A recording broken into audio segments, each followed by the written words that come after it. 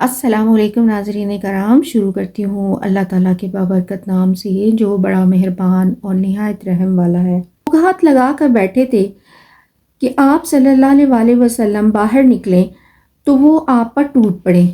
ادھر جب یہ اس حالت میں تھے تو حضور صلی اللہ علیہ وآلہ وسلم باہر تشریف لائے اور آیت کی تلاوت فرماتے ہوئے ان کے سروں پر مٹی ڈال دی۔ ترجمہ ہے: ہم نے ان کے آگے رکاوٹ کھڑی کر دی اور ان کے پیچھے رکاوٹ کھڑی کر دی، بس ہم نے انہیں ڈھانک لیا اور وہ دیکھ نہیں رہے تھے۔ اللہ نے ان کی نگاہیں پکڑ لیں، وہ قطعاً آپ صلی اللہ علیہ وآلہ وسلم کو نہ دیکھ سکے، نہ آپ صلی اللہ علیہ وآلہ وسلم کا ان کو احساس ہوا، اور آپ صلی اللہ علیہ وآلہ وسلم حضرت ابو بکر صدیق رضی اللہ تعالیٰ عنہ کے گھر تشریف لے گئے۔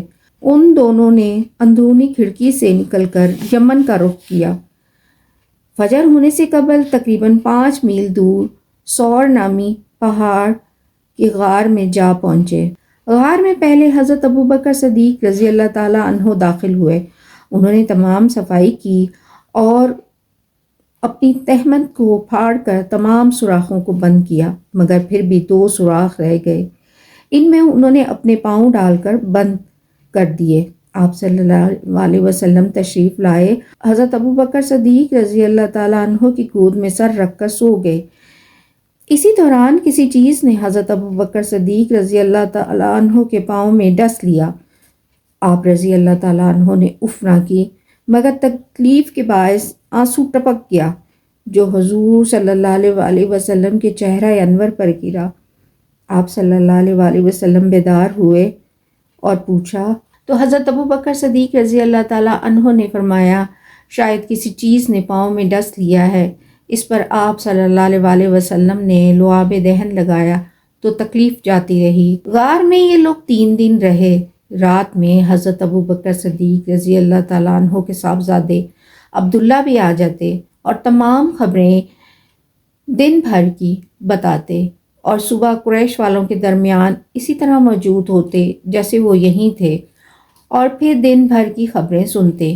دوسری طرف حضرت ابو بکر صدیق رضی اللہ تعالیٰ عنہ کے غلام عامر بن فہیرہ بکریاں چراتے، اور جب رات گہری ہوتی تو بکریاں لے کر آ جاتے تو دونوں خوب سیر ہو کر دودھ پیتے، اور پھر بکریاں صبح کے قریب حضرت عبداللہ رضی اللہ تعالیٰ عنہ کے پاؤں کے نشانات پر ہانک لیتے کہ ان کے نشان باقی نہ رہیں۔ ادھر حضور صلی اللہ علیہ وآلہ وسلم کے جانے کے بعد قریش گھر کو گھیرے میں لیے رہے، یہاں تک کہ صبح ہو گئی، اور انہوں نے حضرت علی رضی اللہ تعالیٰ عنہ کو آپ کے بستر سے اٹھتے دیکھا تو ان کے ہوش اڑ گئے۔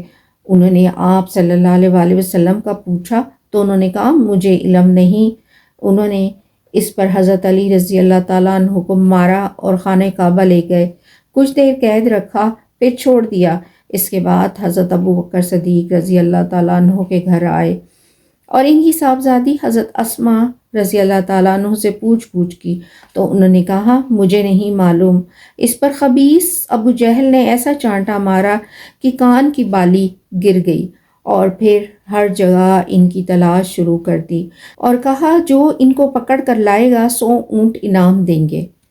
اسی دوران تلاش کرنے والے غار تک جا پہنچے۔ ایسے میں اگر تلاش کرنے والا نیچے دیکھتا تو اپنے پاؤں کی طرف ان کو پا لیتا۔ اس پر حضرت ابو بکر صدیق رضی اللہ تعالیٰ عنہ شدید غم میں مبتلا تھے۔ حضور صلی اللہ علیہ وآلہ وسلم نے فرمایا، 2 آدمیوں کے بارے میں تمہارا کیا خیال ہے جن کا تیسرا اللہ ہے؟ غم نہ کرو، یقیناً اللہ ہمارے ساتھ ہے۔ اللہ کی قدرت کہ وہاں دہانے پر مکڑی نے جالا بن دیا اور کبوتری نے انڈے دیے، یوں کسی کو خبر نہ ہوئی اور وہ وہاں سے ناکام چلے گئے۔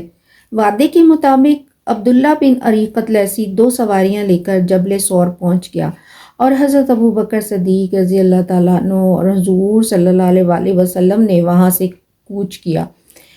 ان کے ساتھ عامر بن فہیرہ بھی تھے۔ وہ مختلف راستے بدلتا ایسے راستے پر لے چلا جس پر شاذ و نادر ہی کوئی سفر کرتا۔ تقریباً 1.5 دن سفر جاری رہا۔ ایک جگہ پہنچ کر آپ صلی اللہ علیہ وآلہ وسلم نے کچھ دیر آرام کیا۔